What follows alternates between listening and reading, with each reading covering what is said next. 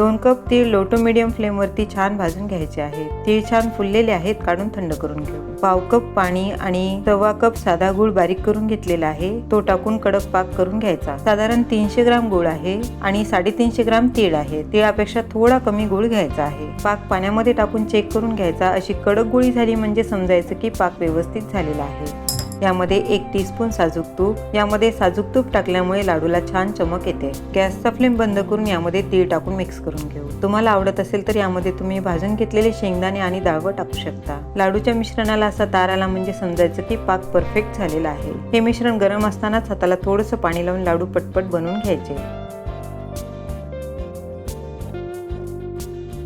शेवटी हे मिश्रण घट्ट होतं, थोडंसं गरम करून परत याचे लाडू बनवून घ्यायचे। रेसिपीचा डिटेल व्हिडिओ पाहण्यासाठी व्हिडिओच्या खाली लिंक दिलेली आहे, त्याला क्लिक करा। तुम्ही असे लाडू नक्की करून पहा। कमेंट्स आणि चॅनलला सबस्क्राईब करायला विसरू नका।